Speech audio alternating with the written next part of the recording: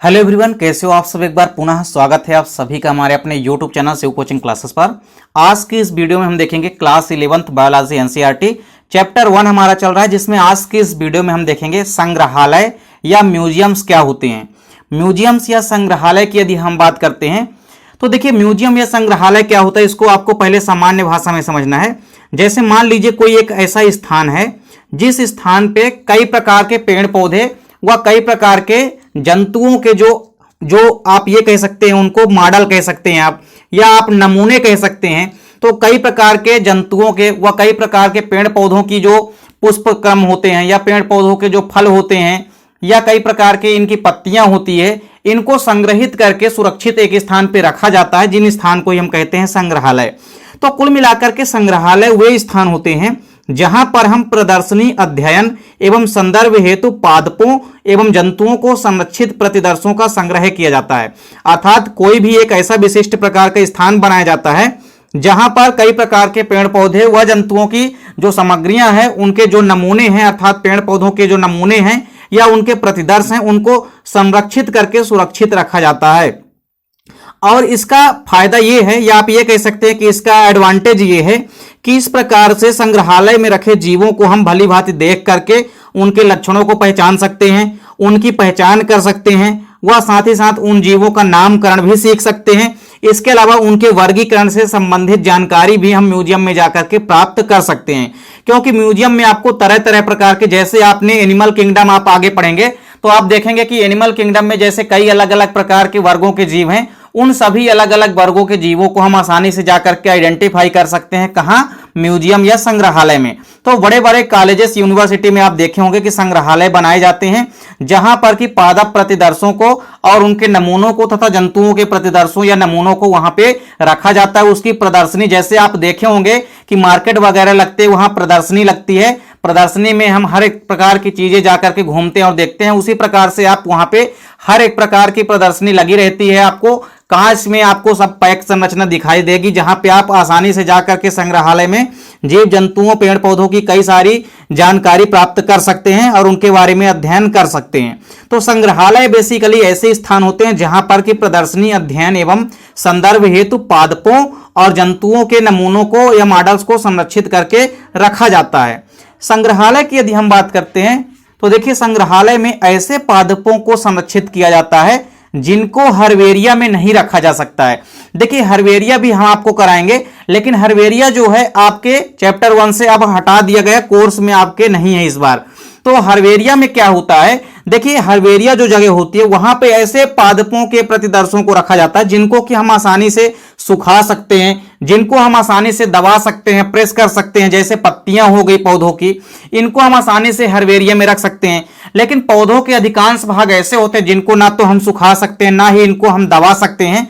तो उनको हर्बेरिया में ना रख करके कहां रखा जाता है? संग्रहालय में रखा जाता है। तो संग्रहालय में ऐसे पादपों को संरक्षित करके रखा जाता है जिनको कि हम हर्बेरिया में नहीं रख सकते हैं। फॉर एग्जाम्पल, जैसे कोई भी एल्गी है, इसके अलावा कवक या फंगाई हो गए, कई प्रकार के मॉस हो गए, व इसके अलावा कुछ नेक्ड यानी कि नग्नबीजी पादप के कुछ भाग होते हैं, इनको हम दबा सुखा नहीं सकते, जिस कारण से इनको संग्रहालय में रखा जाता है। इसके बाद देखिए, बहुत से पौधे ऐसे होते हैं जिनके कुछ भाग क्या होते हैं? मांसल होते हैं, यानी कि फ्लैशी होते हैं। जैसे आप एलोवेरा में देखेंगे तो एलोवेरा का जो बीच वाला भाग है वो कैसा होता है? वो फ्लेशी होता है, अर्थात मांसल या गूदेदार होता है।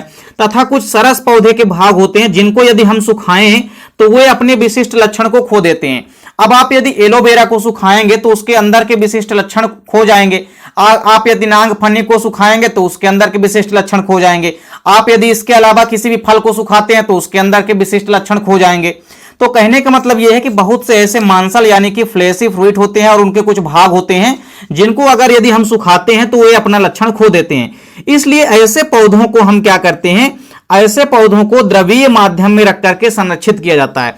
जैसे आप जब भी कभी म्यूजियम या संग्रहालय में जाएंगे, आपको क्या देखने को मिलेगा कि कई प्रकार की आपको जैसे शीशी होती है, तो उस शीशी में या बॉटल रूपी संरचना आपको दिखाई देगी और उसमें कई सारे जंतुओं के नमूनों को अंदर डाल के भर दिया जाता है और उस पूरे नमूने के अंदर यानी पूरे ग्लास के अंदर आपको केमिकल नजर आएगा, क्योंकि केमिकल को भरा इसलिए जाता है ताकि अंदर का जो पदार्थ है, मटेरियल है, वो किसी प्रकार से सड़े वगैरह ना, इसीलिए यहां पे द्रवीय माध्यम में रखा जाता है।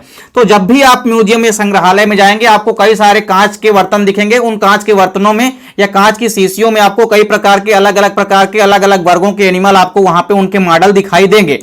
तो इसे ही हम कहते हैं संग्रहालय। तो संग्रहालय में कुछ पौधे के कुछ भाग ऐसे होते हैं जिनको कि दबाया या सुखाया नहीं जा सकता है, और यदि कुछ पौधे के कुछ तो भाग ऐसे होते हैं जिनको यदि हम सुखाते हैं तो वे अपना लक्षण खो देते हैं, इसलिए उनको सुखाया नहीं जाता है। जैसे म्यूजियम में फॉर एग्जाम्पल जैसे आप गन्ना देखेंगे तो गन्ने को आपने देखा होगा कि गन्ने में जो लाल रस्ट रोग होता है, गन्ने को आप क्या करेंगे कि वहां से काट लेंगे और उस कटे हुए भाग को शीशी के अंदर पैक करके या बोतल के अंदर पैक करके उसको क्या करेंगे, केमिकल भर देंगे पूरा और ऊपर से फिर बोतल को पैक कर देंगे।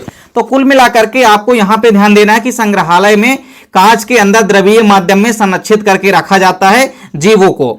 इसके अलावा देखिए पौधे के कुछ भाग तो इतने बड़े होते हैं और मोटे होते हैं, जैसे कि शुष्क फल हो गया, कुछ फल ऐसे होते हैं कि जो कि शुष्क होते हैं। इसके अलावा पाम और पुष्पक्रम, देखिए आप साइकस या पाइनस का पुष्पक्रम देखेंगे तो कठोर होते हैं, मजबूत होते हैं और मोटे होते हैं, जिनको हम सुखा करके दबा नहीं सकते हैं किसी भी प्रकार से, अर्थात इनको वहां पे शुष्क अवस्था में ही कांच के पात्रों में संरक्षित करके रख दिया जाता है। तो कांच के पात्रों में आप ऐसे ही देख लेंगे कि साइकस या पाइनस का जो पुष्पक्रम या इन्फ्लोरेसेंस है उसको ऐसे ही रख दिया जाता है ताकि उसके लक्षण ना खोएं।